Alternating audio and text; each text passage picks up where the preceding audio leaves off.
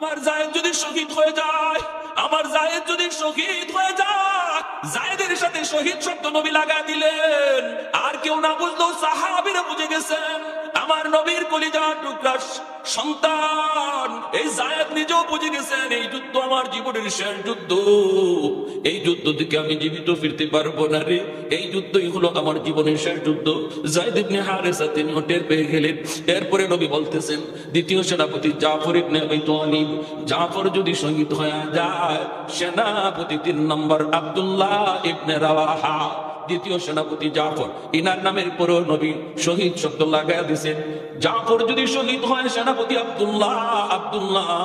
এতে করে উপস্থিত সবাই বুঝলেন প্রথম সেনাপতি জায়েদ শহীদ হবে, দ্বিতীয় সেনাপতি জাফর ইবনে আবি তালিব ইনিও এই যুদ্ধে শহীদ হয়ে যাবে।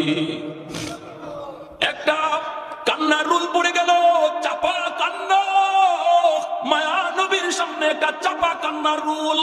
সবাই বুঝে গেছেন নবীজির আপন চাচাতো ভাই জাফর, হযরত আলী রাদিয়াল্লাহু তাআলা আনহুর ভাই, হযরত আলী রাদিয়াল্লাহু তাআলা আনহুর ভাই জাফর, তাদের আব্বা আবু তালিব, নবীর চাচা আবু তালিবের সন্তান আলী, আবু তালিবের সন্তান জাফর। ওই জাফর ইবনে আবি তালিব ইনিও এই যুদ্ধে শহীদ হয়ে যাবেন। সবাই তো বুঝে গেছেন, বুঝে গেছেন। এরপরে নবী কি বলতে চান সবাই আবার বুঝতেছেন। 3 নম্বর সেনাপতির নাম নবী ঘোষণা করলেন আব্দুল্লাহ ইবনে রাওয়াহা। এইবার নবী বলতেছেন আমার আব্দুল্লাহ যদি শহীদ হয়, চতুর্থ সেনাপতি হবে আল্লাহর তলোয়ারের মধ্য থেকে একজন। 3 জনের নাম নবী ঘোষণা করলেন, চতুর্থ জনের নাম নবী ঘোষণা করেন নাই। নবী বলছেন চতুর্থ সেনাপতি পরামর্শক্রমে মুজাহিদরা বানায় নিবে, তাদের ভিতরে থেকে একজনরে বানায় নিবে। এই চতুর্থ জনকে নবী ঘোষণা করেন নাই, নাম বলেন নাই। 3 জনের নাম নবী ঘোষণা করলেন এবং 3 জন তারা বুঝে গেছেন এই যুদ্ধ তাদের জীবনের শেষ যুদ্ধ। তবু আমার নবী বলছেন তাদের যাওয়া লাগবে, যাওয়া লাগবে। বিন্দু পরিমাণ তারা পিছপা হন নাই, এই কথা অন্তরের মধ্যে কখনো আনেন নাই। কেমন করে বিবি বাচ্চারে এতিম বানাবো, কেমন করে মারে আমি সন্তান হারা বানাবো, নিশ্চিত এই যুদ্ধে গেলে পরে আমার মরণ। এরপরও সাহাবায়ে কেরাম পিছপা হন নাই রে যুবক। আমার নবীর কথায় 3 জন এক বাক্যে রাজি হয়ে গেলে। এই মাইকটা একটু ক্যানকেন শব্দ করে একটু জিকির করি, লা ইলাহা ইল্লাল্লাহ জোরে।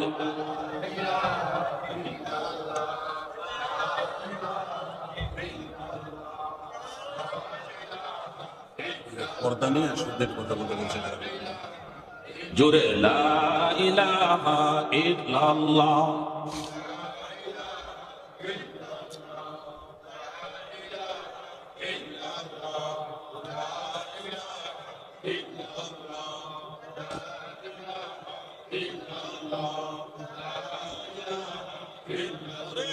লা ইলাহা ইল্লাল্লাহু মুহাম্মাদুর রাসূলুল্লাহ। জোরে সুরে বলি সাল্লাল্লাহু আলাইহি ওয়াসাল্লাম। আল্লাহর নবী বলতেছেন যাও 3 জন যায় ঘর থেকে বিদায় নিয়ে আসো, সন্তানের কাছ থেকে বিদায় নিয়ে আসো, বিবির কাছ থেকে বিদায় নিয়ে চলে আসো, পরিবারের কাছ থেকে বিদায় নিয়ে আসো। নবী তো বলে দিলেন যাও তোমরা 3 জন বিদায় নিয়ে আসো। আমার নবী তো জানেন এই 3 জনের বিদায় কোনো তাদের জীবনের শেষ বিদায়। পরিবারের কাছ থেকে বিদায় নিতে যাবে নবীর সন্তান যায়েদ ইবনে হারেসা। ইনার তো মদিনায় কেউ নাই, মদিনায় তার কেউ আপন বলতে কেউ নাই, আছেন শুধু আমার নবী, মায়ার নবী। কারণ যায়েদ ইবনে হারেসা বিদায় নেবেন কার কাছ থেকে? পরিবার বলতে তার কেউ নাই, পরিবার বলতে শুধু আমার নবী আর তার একটা ছোট্ট সন্তান, নাম হলো উসামা। এই উসামা আর নবী সারা যায়েদের মদিনায় কেউ নাই, কেউ নাই রে। বিদায় নিবেন কার কাছ থেকে? অথচ যায়েদের মাও আছে, বাবাও আছে, তারা কিন্তু মদিনায় না, তাদের বাড়ি হলো ইয়ামেন। ইয়ামেন থেকে যায়েদ তিনি এসেছেন। কেমনে এসেছেন? শিশুকালে ডাকাতের দল ওনাকে অপহরণ করে নিয়ে এসেছিল মক্কার উকাজ নামক বাজারের মধ্যে, ওনাকে উঠাইছিল বিক্রি করার জন্য। ডাকাতের দল বিক্রি করলো আম্মাজান খাদিজাতুল কুবরা রাদিয়াল্লাহু তাআলা আনহার কাছে। আম্মাজান খাদিজাতুল কুবরা রাদিয়াল্লাহু তাআলা আনহা যায়েদ ইবনে হারেসাকে তিনি কিনে নিলেন, তার কাছে কিছুদিন তিনি রাখলেন, মায়া করলেন, আদর করলেন। এরপরে যখন আম্মাজানের সাথে আমার নবীর বিবাহ হয়, বিবাহের পর তিনি জায়েদকে নবীকে হাদিয়া দেয়া দিলেন। এইবার জায়েদ হলেন নবীর ঘরে নবীর গোলাম। মক্কার মানুষেরা জানতো জায়েদ হলো নবী মুহাম্মদুর রাসূলুল্লাহর গোলাম। ছোট্ট থেকে নবীর কাছে বড় হতেছেন। আল্লাহর নবী আদর করে করে বড় করেন। নবী কোনোদিন ধমক দেন না, গালিও দেন না, শাসন করেন না, মায়া মমতা যদ্দুর নবী দিয়ে বড় করতেছেন। জায়েদ 10 বছর বয়সে মা হারান, বাবা হারান। 10 বছর বয়সে তিনি মা হারান, বাবা হারান। আজকে জায়েদের বয়স 20 বছর। ওই অবস্থায় নবীর ঘরে তিনি মা জানেন না, বাবা চিনেন না। মা কোথায়, বাবা কোথায়, আর তার ইয়াদ নাই। নবীর কাছেই মক্কায় থাকে। এইদিকে ইয়ামেনে তার মা একমাত্র সন্তান। জায়েদকে হারানোর পর মা রাস্তায় রাস্তায় পাগলের মতো ঘুরে আর জায়েদ জায়েদ করে কান্দে। বাবাও দেশ থেকে দেশান্তরে ঘুরে বেড়ায়। আমার জায়েদরে কেউ দেখছো নি গো, আমার জায়েদকে কেউ দেখছো নি? যেই বাপ মার সন্তান হারানো যায়, এই বাপ মা দুধে সন্তান হারানোর ব্যথা কত কষ্টে। সন্তান মারা গেলেও এতটা কষ্ট লাগে না, হারায় গেলে এতটা কষ্ট। প্রতিটা নিয়ম, প্রতিটা সময়ে সময়ে বাবার টেনশন। মা খাইতে গেলে খাইতে পারে না, ঘুমাইতে গেলে মা ঘুমাইতে পারে না। আমার বাচ্চাটা এখন জানি কোথায় আছে, কার কাছে আছে গো। কি জানি খাইতেছে, কে জানি তারে পালতেছে, নাকি মায়ের খাইতেছে, কি জানি করতেছে। দক্ষিণী মা ঘুমাইতে পারে না, ভালো কিছু খাইতে পারে না। এইদিকে জায়েদের মা, তিনি তো পাগল, বাবাও পাগল। ইয়ামেন থেকে কিছু মানুষ মক্কায় এসেছিল তারা হজের জন্য। আল্লাহর নবীর কাছে জায়েদকে দেখে ইয়ামেনের মানুষগুলা তারা চিনে ফেললো। এই তো আমাদের জায়েদের মতো লাগে।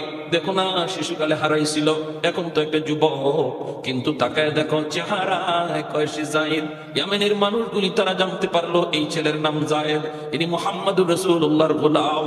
সাথে সাথে মানুষগুলি ইয়ামেন যাইয়া জায়েদের আব্বাকে বলে দিল, ও জায়েদের বাপ, আমরা জায়েদের সন্ধান পেয়েছি গো। কোথায়? কয় মক্কায়। কার কাছে? মুহাম্মদুর রাসূলুল্লাহর কাছে। যাও তুমি দ্রুত যাও। মুহাম্মদ উদার দিনের মানুষ, অনেক বড় মনের মানুষ। মুহাম্মদের কাছে যায় যদি তোমার সন্তানের পরিচয় দাও, তাহলে সন্তান ফেরত পাইবা। যাও তুমি দ্রুত গতিতে মক্কায় যাও। জায়েদের বাবা জায়েদের এক চাচাকে সঙ্গে লইয়া অনেকগুলি স্বর্ণ মুদ্রা লইয়া মক্কায় চলে আসলেন মায়ার নবীর দরবারে। আইসা জায়েদের আব্বা ডাক দিয়া বলে, মুহাম্মদ, আমি ইয়ামেন থেকে এসেছি। কেন এসেছেন? শুনেছি আপনার কাছে আমার সন্তান থাকে। আপনার সন্তান কে? বলে জায়েদ। জায়েদ হলো আমার সন্তান। আজ থেকে 10 বছর আগে মায়ের সাথে নানার বাড়ি যাওয়ার পথে ডাকাতের দল আমার জায়েদকে অপহরণ করে নিয়ে গেছিল। 10 বছর হয়ে যায়, আমার জায়েদের কোনো সন্তান নাই। মা পাগলের মতো রাস্তায় রাস্তায় ঘুরে। আমাদের আর কোনো সন্তান নাই মুহাম্মদ, একমাত্র সন্তান জায়েদ। মা পাগল হয়ে গেছে, পাগল, খায় না, ঘুমায় না, প্রতিনিয়ত জবানে শুধু জায়েদ জায়েদ জায়েদ। আমি বাবা দেশ থেকে দেশান্তর ঘুরে বেড়াই, আমিও জায়েদের কোনো সন্ধান পাই না। হঠাৎ করে সন্ধান পাইলাম আপনার কাছে। আল্লাহর নবী, রহমতের নবী বলেন, জায়েদ আপনার সন্তান? বলে হ্যাঁ। জায়েদ যদি আপনাকে বাবাকে ডাক দেই, তাহলে তো আমার কোনো আপত্তি নাই। জায়েদ যদি আপনাকে আব্বাকে পরিচয় দেয়, আমার কোনো আপত্তি নাই। আমাকে পয়সা দেওয়া লাগবে না, স্বর্ণ মুদ্রা দেওয়া লাগবে না, বিনিময় লাগবে না। হারানো বাবার কাছে তার সন্তান ফিরে যাবে, হারানো মায়ের কাছে সন্তান ফিরে যাবে, হারানো সন্তান মার কাছে ফিরে যাবে। আমি নবী বিন্দু পরিমাণ কোনো বদলা নিব না। তবে শর্ত হলো জায়েদ আপনাকে চিনতে হবে। যদি জায়েদ আপনাকে চিনে আর আব্বাকে ডাক দেয়, আমার কোনো বাধা নাই, আপনি নিয়ে যাবেন। আমি খুশি মনে বিদায় দেব, খুশি মনে বিদায় দিব। এই বইলা মায়ার নবী ডাক দিলেন, পাশের রুমেই ছিলেন জায়েদ। নবী ডাক দিলেন, জায়েদ এইদিকে আসো। পাশের রুম থেকে জায়েদ ইবনে হারেসা তিনি আসলেন। ঘরে ঢুকে তিনি দেখেন অপরিচিত 2 জন মানুষ আমার নবীর কাছে বসা। তাকায় রইলেন, তাকায় জায়েদ চিনে ফেলেছেন, ইনি আমার হারানো বাবা, ইনি হলেন আমার চাচা। বাবাও চিনে ফেলেছে সন্তান।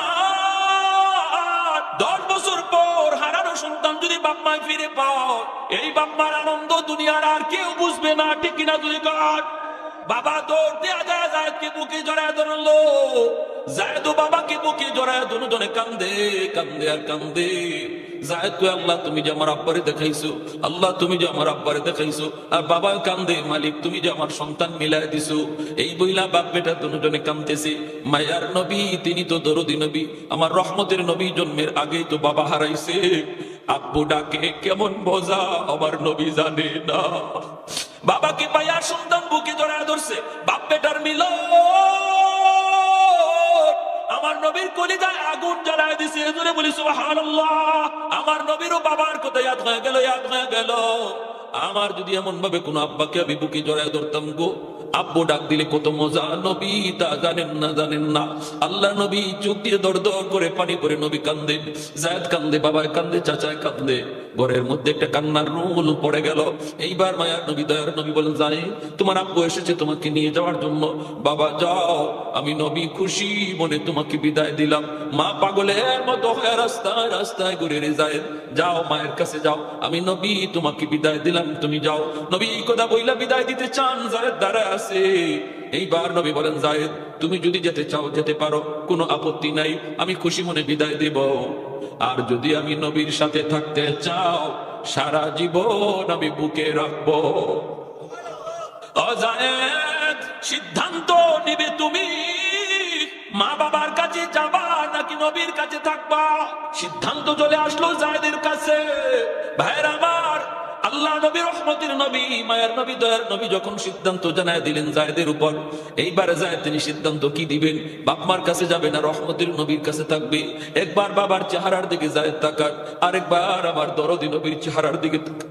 একবার বাবার চেহারার দিকে তাকায়, আরেকবার আমার দয়ার নবীর চেহারার দিকে তাকায়।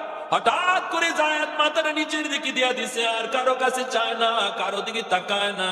চোখ থেকে টপটপায় পানি পড়ে। আর জায়েদ কই, নবী গো, ও গো মায়ের নবী, 10 বছর আগে বাবা হারাইছি, মা হারাইছি। আপনার কাছে আসার পরে আমার মা হারানোর ব্যথা, বাবা হারানোর ব্যথা আমার কিছু ইয়াদ নাই।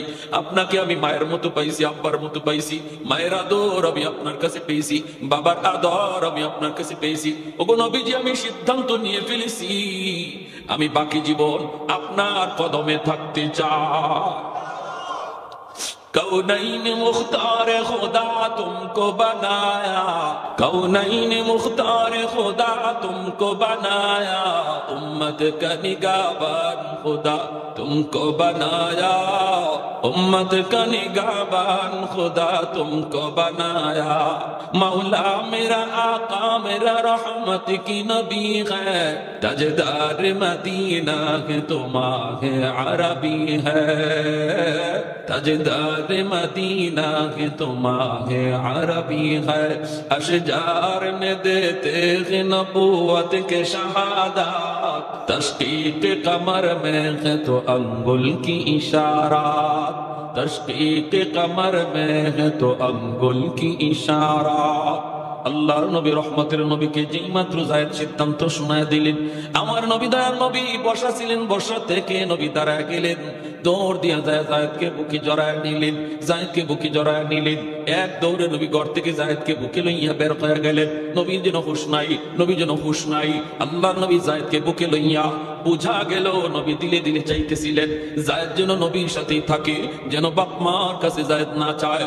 এজন্য যেই মাত্র জায়েদ কইছে, নবী গো আমি আপনার সাথে থাকবো, নবী এত খুশি হলেন, বুকের মধ্যে লইয়া নবী দৌড় দিয়ে ঘর থেকে বের হইয়া এক দৌড়ে সাফা পাহাড়ের উপরে যায় উঠলেন।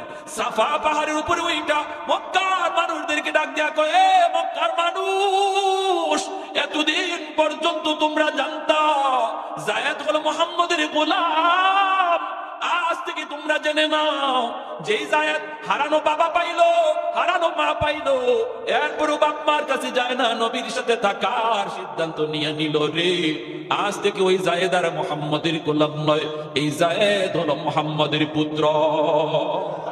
আর একটু জোরে বলে সুবহানাল্লাহ। এই থেকে জায়েদ হয়ে গেলেন নবী পুত্র, নবী পুত্র জায়েদ ইবনে হারেসা। বাবার নাম কিন্তু হারেসা, এজন্য জায়েদের নামের শেষে হারেসা নাম লাগানো। নবীর ঘরে থাকছেন, নবীকে আব্বু ডাকেন, কিন্তু আসল বাবার নাম নিজের নামের সাথেই লাগানো। এই জায়েদ তিনি তো বিদায় নিবেন, বাবার কাছে বিদায় নিবেন।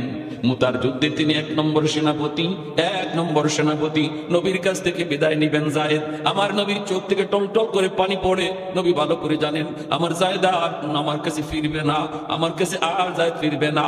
নবী বিদায় দেন আর বলেন, জায়েদ রে, আমার নাতিটার একটু আদর করে যাও।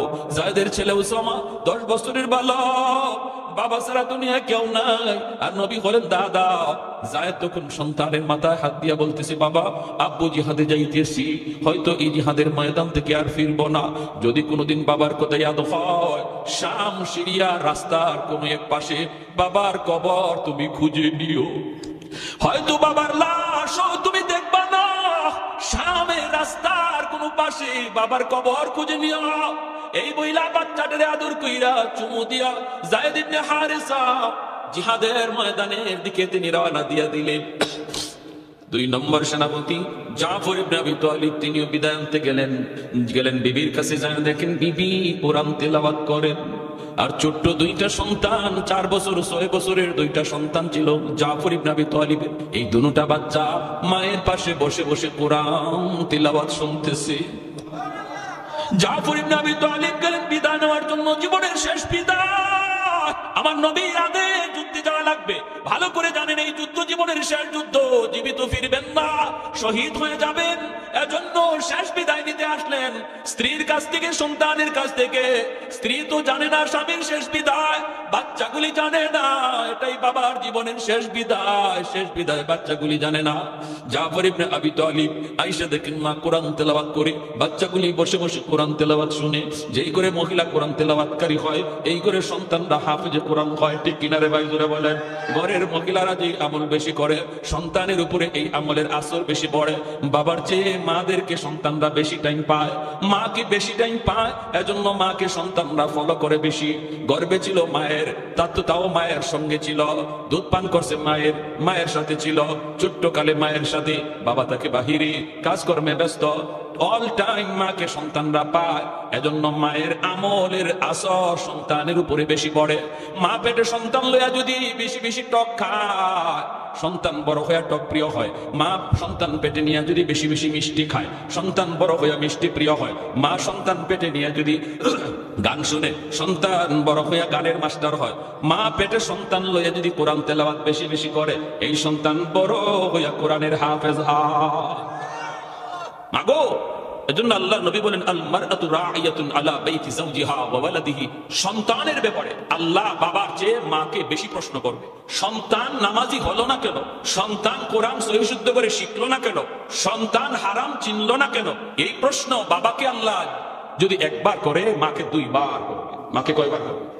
জোরে বলেন। কারণ মাকে সন্তানরা বেশি টাইম পায়, এজন্য মার আমলটা গ্রহণ করে বেশি। মা যদি বেপরদায় চলে, এই সন্তান বড় হইয়া বেহায়া হবে, বেশরম হবে, বেলাজ হবে। পেটে সন্তান লয়ে যদি মা বেপরদায় ঘর থেকে বের হয়, সন্তানের হায়া নষ্ট হয়। আর যদি মা সন্তান পেটে লইয়া পর্দার ভিতরে চলে, এই সন্তান বড় হইয়া ব্রেইনি হয়, মেধাবী হয়। বুঝে আসছে ভাই? ভাই নড়াচড়া করেন কেন? উঠতেন না। মুরব্বীদের হাজত ধরছেন, সারতে দেন। আর যুবকরা এদিকে আসা যাওয়া করো না, এদিকে একটু নড়াচড়া কম, একদম টোটালি অফ। এদিকে আসা অসুবিধা হইতেছে আপনাদের কি ভাই? আর কিছু সময় চলবে? সবাই রাজি আছে ইনশাল্লাহ? মাশাআল্লাহ, আল্লাহ কবুল করো। জোরে বলি আমিন। জায়গা কম, যারা দাঁড়ায় আছে তাদের কষ্ট হইতেছে নাকি? দাঁড়াইয়ে চলবে? অসুবিধা নাই তোমাদের?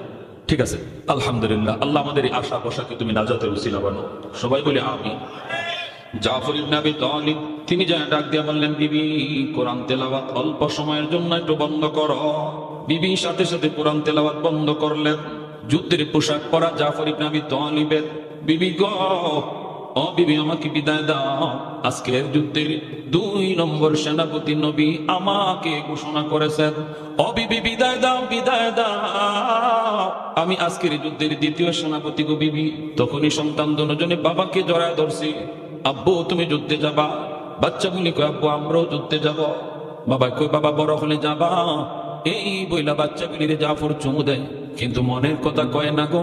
এই যুদ্ধ জীবনের শেষ যুদ্ধ, এই বিদায় জীবনের শেষ বিদায়।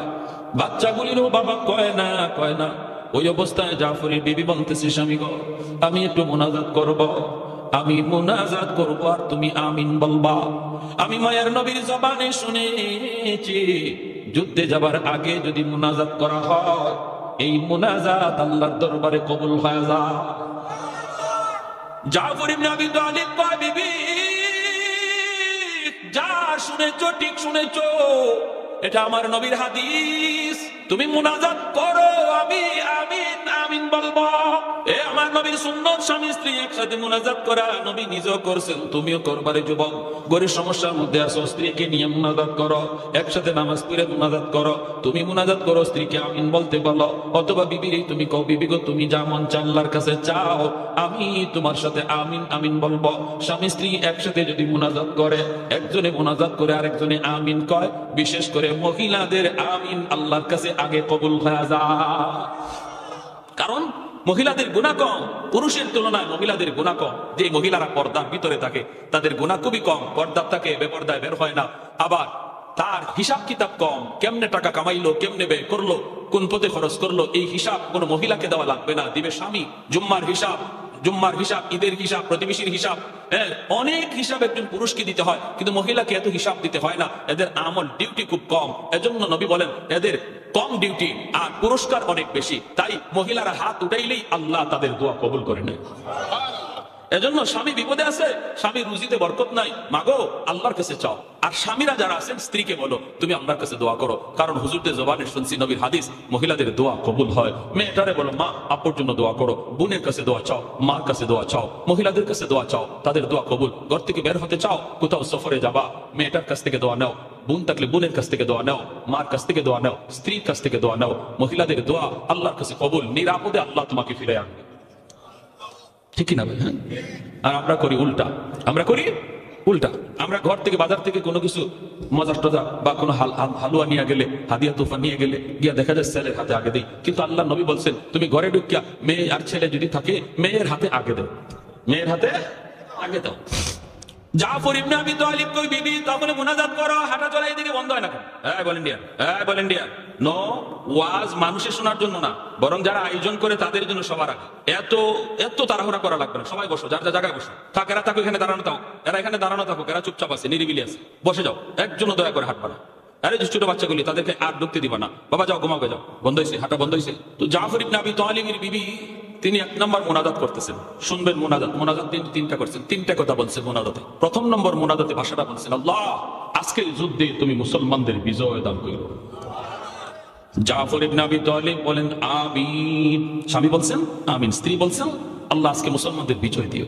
2 নম্বর দোয়া করছেন, মালিক শুনেছি বেঈমান আজকের যুদ্ধে অনেক, অধিক থেকে অধিক মুসলমান সংখ্যায় কম, আল্লাহ তুমি মুসলমানদের শক্তি সাহস তুমি বাড়ায় দিও।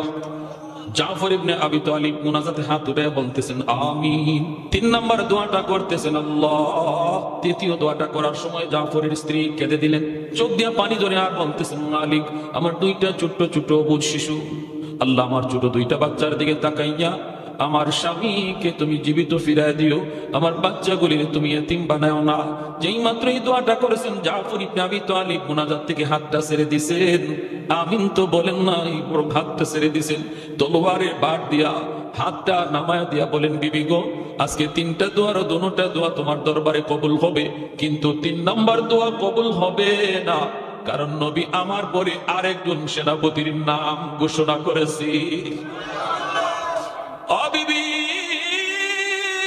আমি জাফরের নামের সাথে নবী শহীদ শব্দ লাগাই দিচ্ছেন, আমি চাই নাই, আমি মনে মনে চাই নাই তোমাকে এই কথাটা জানাবো। আমি ভাবছিলাম কথাটা নীরব রাখবো, গোপন রাখবো, কিন্তু বিবি গো আমাকে গোপন রাখতে তুমি দিলা না গো বিবি। ও বিবি তোমার 3 নম্বর দোয়াটা কবুল হবে না, কারণ নবী আমার নামের সাথে শহীদ শব্দ লাগাই দিছে। এতে বোঝা যায় এই যুদ্ধ আমার জীবনের শেষ যুদ্ধ, আমি এই যুদ্ধ থেকে জীবিত ফিরবো না, আমি এই যুদ্ধ থেকে জীবিত ফিরবো না।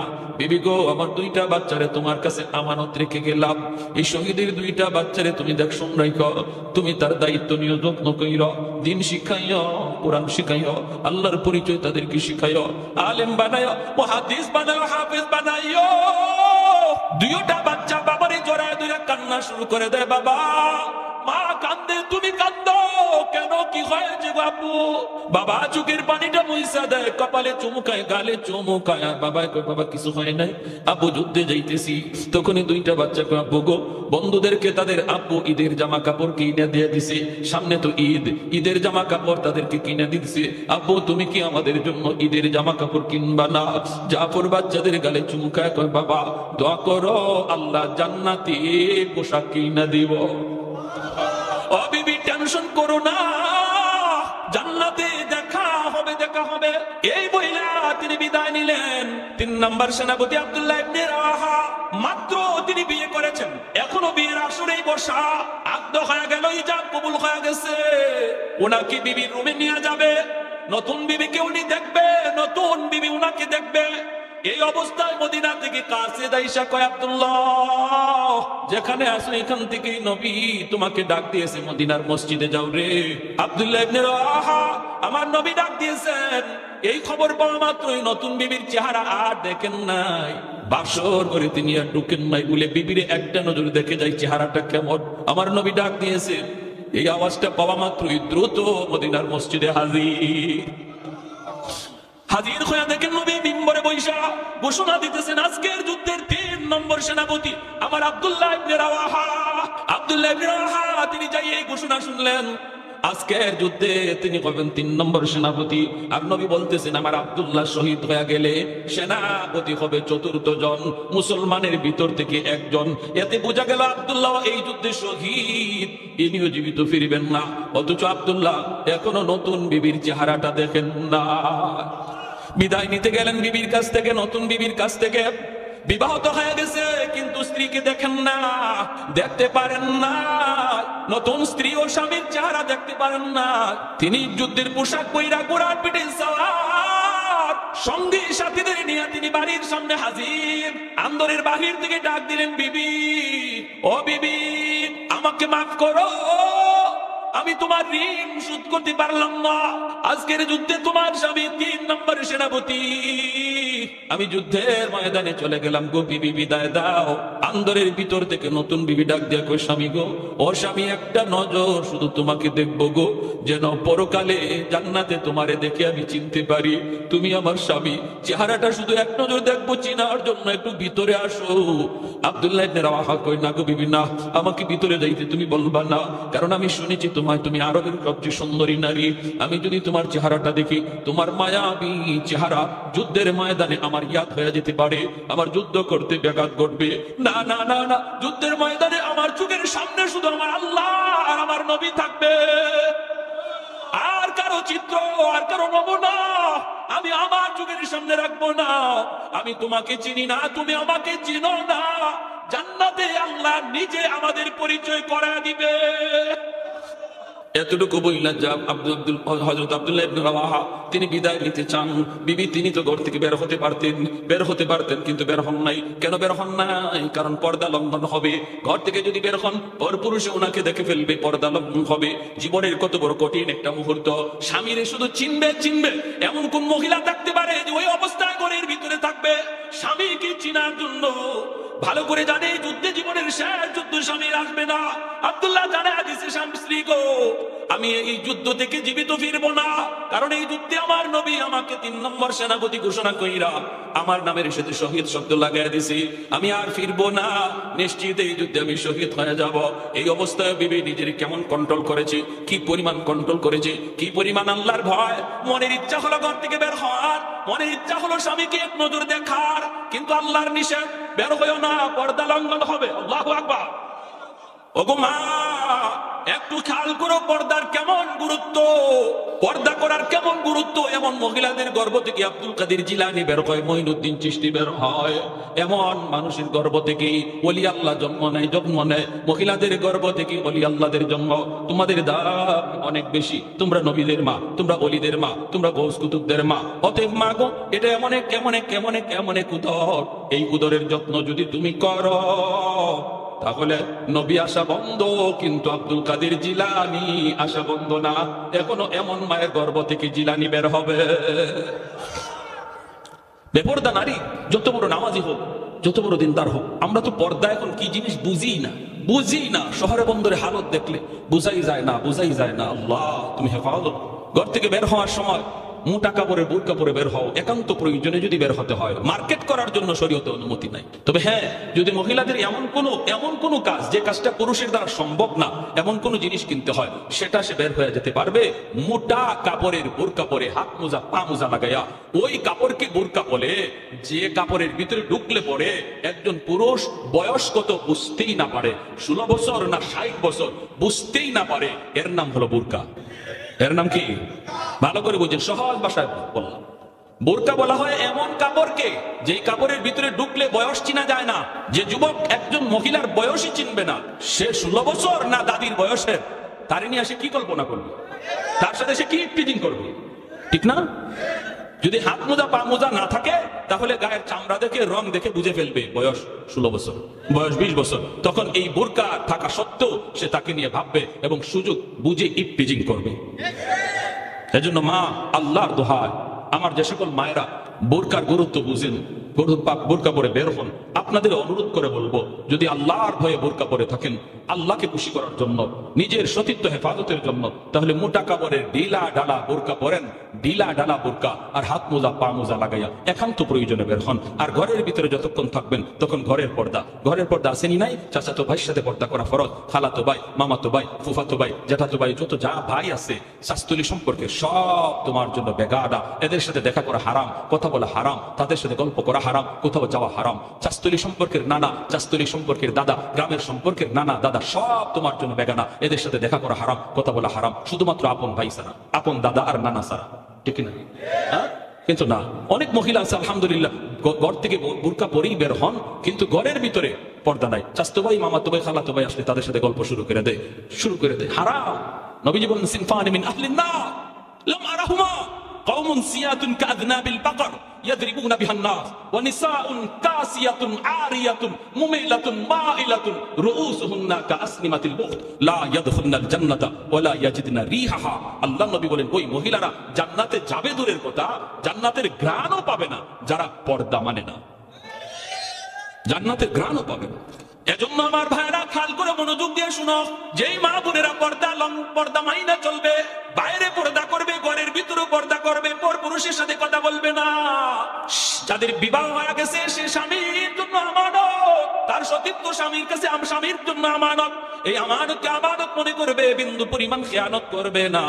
আল্লাহর নবী রহমতের নবী বলেন, জান্নাতে যাবে শুধু তা না, জান্নাতে খাতুনে জান্নাত ফাতেমা রাদিয়াল্লাহু তাআলা আনহার সাথে তারা জান্নাতে ঢুকবে। পর্দানিশীন নারীরা খাতুনে জান্নাতের সাথে জান্নাতে ঢুকবে।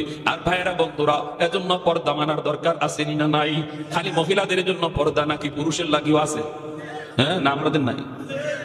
কুল্লিল মুমিনিনা ইয়াগুদ্দু মিন আবসারিহিম ওয়া ইয়াহফাজু ফুরুজাহুম। আল্লাহ পুরুষের কথা কইছে, শুনো ও পুরুষের দল, আগে কয় তোমরা চোখ নিচে রাখো, লজ্জাস্থানে হেফাজত করো। একজন নারী তখনই খাস পর্দা করবে যখন ঘরের পুরুষ পর্দার গুরুত্ব বুঝবে, ঠিক না? বাবার আন্ডারে মেয়ে, বাবা যদি পর্দার গুরুত্ব বুঝে তাহলে মেয়ে পর্দা করবে। স্ত্রী স্বামীর আন্ডারে, স্বামী যদি পর্দার গুরুত্ব বুঝে, আল্লাহকে ডরায়, তাহলে স্ত্রী পর্দা করবে। ভাইয়ের আন্ডারে বোন, ভাই যদি পর্দার গুরুত্ব বুঝে তাহলে বোন পর্দা করবে। ভাই যদি নিজেই বেপর্দায় চলে, স্বামী যদি নিজেই বেপর্দা মহিলাদের সাথে কথা কয়, বাবা যদি নিজেই বেপর্দা মহিলার সাথে আড্ডা দেয়, ওই ঘরের বাবার মেয়েও পর্দা করবে না, স্বামীর স্ত্রীও পর্দা করবে না, ভাইয়ের বোনও পর্দা করবে না, ঠিক কিনা জোরে কম? আর এর জন্য সবার আগে আল্লাহ ওই স্বামীর একটাইব, হারাও নিয়া পরে যাইবা জান্নাতে, তোমার আমল তো ভালোই আছে। বউ যে বেপরদায় চললো, বলে আল্লাহ এটা আমি কি জানি, বলে আমি কি জানি মানে তুমি হাজব্যান্ড, তুমি কি হাজব্যান্ড, তোমার অধীনে ছিল, তুমি বাবার অধীনে মেয়ে ছিল, তুমি ভাইয়ের অধীনে বোন ছিল, জবাব দাও। আল্লাহ নবী বলেন, কুল্লু রাইন, আল্লাহ নবী আলা কুল্লুকুম রাইন ওয়া কুল্লুকুম মাসউলুন আন রাইয়াতিহি। প্রত্যেক দায়িত্বশীল তার দায়িত্বের ব্যাপারে আল্লাহর কাছে পুঙ্খানুপুঙ্খ জবাব দেওয়া লাগবে। যার কাছে যে দায়িত্ব আছে, ছোট হোক বড় হোক, প্রত্যেক দায়িত্বের ব্যাপারে আল্লাহর কাছে সবাইকে জবাব দিতে হবে। কাস্টমার, মনে রাখবা, দোকানের কর্মচারীর কাছে দোকানের মালের দায়িত্ব, কর্মচারীকে তার মালিকের মালের ব্যাপারে আল্লাহর কাছে জবাব দেওয়া লাগবে। প্রত্যেকটা কর্মীকে ফ্যাক্টরির ব্যাপারে আল্লাহ জিজ্ঞাসা জিজ্ঞেস করবো, তুমি যে ফ্যাক্টরিতে কারখানায় কাজ করতা, এই কারখানার মালগুলি তোমার কাছে আমানত ছিল, তুমি কর্মচারী হিসেবে কতটুকু আমানতদারি রক্ষা করেছো, জবাব দাও। প্রত্যেকটা দায়িত্বশীল তার দায়িত্বের ব্যাপারে জবাব দিবে। ম্যানেজারকে ম্যানেজারের পোস্টের ব্যাপারে জবাব দেওয়া লাগবে। কেয়ারটেকার সুপারভাইজারকে তার সুপারভাইজারের পোস্টের ব্যাপারে আল্লাহর কাছে জবাব দেওয়া লাগবে। দুনিয়ার মানুষের কাছে জবাব থেকে মুক্তি পেয়ে যাবা। দুনিয়ার মানুষের চোখে ফাঁকি দিয়া তুমি তোমার দায়িত্ব অবহেলা করতে পারবা, কিন্তু হাসরের মাঠে আল্লাহর সামনে কোনো অবহেলা করার বা ফাঁকি দেওয়ার কোনো সুযোগ নাই। আব্দুল্লাহ ইবনে রাওয়াহা তিনিও বিদায় নিয়ে চলে গেলেন। চলে আসছে বয়ানের শেষের দিকে, যুদ্ধে চলে গেলেন। নবীজি মায়ার নবী মসজিদে নববীর কোণায় বৃদ্ধ সাহাবীদের নিয়ে মুতার যুদ্ধের হালচাল দেখতেছেন। জিব্রাইল আমিন টিভির পর্দার মতো যুদ্ধের চিত্রটা নবীর সামনে তুলে ধরেছেন। মসজিদে নববীর ভিতরে আল্লাহর নবী মুতার যুদ্ধের চিত্র নবী দেখতেছেন। সাহাবাই কেরাম যারা বৃদ্ধ ছিলেন, মাজুর ছিলেন, তাদেরকে নিয়ে নবী দেখতেছেন। নবী দেখতেছেন প্রথম সেনাপতি তার সন্তান যায়েদ ইবনে হারেসা পতাকা নিয়ে, ইসলামের পতাকা নিয়ে, কালেমার পতাকা নিয়ে তিনি যুদ্ধের ময়দানে হাজির। তলোয়ার চালাইতেছেন এক হাতে, দুশমনকে ফানা ফানা করে ফেলতেছেন। হঠাৎ করে নবী দেখেন তার কলিজার টুকরো সন্তান যায়েদ ইবনে হারেসাকে দুশমনরা শহীদ করে ফেলেছে। আল্লাহর নবী মসজিদে নববীর ভিতরে তিনি বসা। সাহাবীদেরকে নবী ডাক দিয়া বলেন, সাহাবীরা রে, এই মুহূর্তে আমার সন্তান যায়েদ জিহাদের ময়দানে শহীদ হয়ে গেছে। সেনাপতির পতাকা, ইসলামের পতাকা, দ্বিতীয় সেনাপতি জাফর ইবনে আবি তালিবের হাতে পতাকা লইয়া তিনি যুদ্ধ চালাইতেছেন, বীর বিক্রমে যুদ্ধ চালান। মায়ার নবী বলেন, আমার জাফর সামনের দিকে আগাইতেছি, দুশমন তার সামনে কেউ টিকতে পারে না, সামনের দিকে আগায়, কেউ তার সামনে দাঁড়াইতে পারে না। দুশমনের গল্লাগুলি আলাদা করে জাফর আগাইতেছি। হঠাৎ করে নবী বলেন, আমার জাফরের ডান হাত বেঈমানরা কেটে ফেলেছে, পিছন থেকে একজনে তার হাতে কূপ মারছে, হাতটা কেটে গেছে। পতাকা মাটিতে পড়তে দেয় নাই, বাম হাত দিয়া ইসলামের পতাকা, কালেমার পতাকা ধরে রাখছে। নবী বলেন, আমার জাফরের বাম হাতটাও দুশমনরা কেটে ফেলেছে। মায়ার নবীর চোখ দিয়ে দর দর করে পানি পড়ে। নবী কান্দেন। ওই অবস্থায় আল্লাহ বলে, জিব্রাইল বন্ধুর কাছে যাও, বন্ধুর কাছে তুমি যাও। জিব্রাইল আমিন আয়েশা বলতেছে, নবী গো, আপনার চাচাতো ভাই জাফরের জন্য আপনি কান্দেন, আপনার সন্তান যায়েদের জন্য কান্দেন না গো নবী। আপনার যেই চাচাতো ভাই জাফর দুটো হাত আল্লাহর রাস্তায় দিয়ে দিছে, আল্লাহ আমাকে আপনার কাছে পাঠাইছে এই নিউজ দেওয়ার জন্য। এই দুই হাতের বদলা আল্লাহ পাক জান্নাতে জাফরকে দুইটা ডানা পরায়া দিবে। যেই দুইটা ডানা পইরা জাফর জান্নাতের যে কোনো জান্নাতে উড়ে বেড়াবে। সমস্ত জান্নাতি তার জান্নাত নির্ধারিত, একজন আরেকজনের জান্নাতে ঢুকতে পারবে না। কিন্তু আপনার সাহাবী জাফর যে দুইটা হাত আল্লাহর জন্য দিয়া দিল, ওই জাফর তা দুইটা পাকা লইয়া জান্নাতের ভিতরে এমন ভাবে উড়বে, কেউ তারে বাধা দিবে না। আরেকটু জোরে সুবহানাল্লাহ। ভাইরা আমার, 3 নম্বর সেনাপতি আব্দুল্লাহ ইবনে রাওয়াহা গেলেন, কামড় দিয়া ইসলামের পতাকা ধরে রাখছেন, তবু পতাকা মাটিতে পড়তে দেন না। 3 নম্বর সেনাপতি আব্দুল্লাহ ইবনে রাওয়াহা ইনি দৌড় দিয়া আসলেন। আয়েশা তিনি পতাকা টানতেছেন, পতাকার কামড় জাফর ছাড়েন না। হায় রে হায়, পতাকার কামড় তো ছাড়েন না। জাফর যখন পতাকার কামড় ছাড়ে না, আব্দুল্লাহ ডাক দিয়া বলতেছে, জাফর আমি আর কেউ না, দেহটা আছে, রূহ নাই, মাটিতে পইরা আছেন, শহীদ হয়ে গেছেন, কিন্তু ইসলামের পতাকা ছাড়েন না, মাটিতে পড়তে দেন না। প্রাণ নাই কিন্তু পতাকা ছাড়ে না। আব্দুল্লাহ ইবনে রাওয়াহা যখন ডাক দিয়া কানে কানে কয়, জাফর আমি অন্য কেউ না, আমি হলাম আব্দুল্লাহ, যার নাম নবী তোমার পরে ঘোষণা করেছেন, আমি পতাকা টানতেছি। বলা মাত্রই কামড় ছেড়ে দিলে। পতাকা হাতে লই আব্দুল্লাহ ইবনে রাওয়াহা জিহাদের ময়দানে তিনি ঢুকে গেলেন, কচু কাটা শুরু করলেন দুশমনকে। এরপরে নবী বলেন, আমার আব্দুল্লাহ শহীদ হয়ে গেছে। নবী বলেন, এখন আসছে আল্লাহর একজন তলোয়ার, যার হাতে এই যুদ্ধের বিজয় হবে। আল্লাহু আকবার। নবী বলেন, 4th নম্বর একজন সেনাপতি আসছে, যার উপাধি হলো আল্লাহর তলোয়ার, সাইফুম মিন সুয়ুফিল্লাহ, যার উপাধি হলো সাইফুম মিন সুয়ুফিল্লাহ। সে আসছে, তিনি আর কেউ নন, তিনি হলেন হযরত খালিদ বিন ওয়ালিদ রাদিয়াল্লাহু তাআলা আনহু। আল্লাহু আকবার। আরেকটু জোরে আল্লাহু আকবার। মাশাআল্লাহ। খালিদ বিন ওয়ালিদ রাদিয়াল্লাহু তাআলা আনহু 4th সেনাপতি। নবী ওনার নামের শেষে শহীদ লাগান নাই। নবী বলছেন, 4th সেনাপতি যে হবে, তার হাতে এই ঐতিহাসিক যুদ্ধের বিজয় আসবে। কেমনে বিজয়টা আসছে শুনবার ইচ্ছা কার কার আছে? একটু হাত উঠে আল্লাহকে দাও। আল্লাহ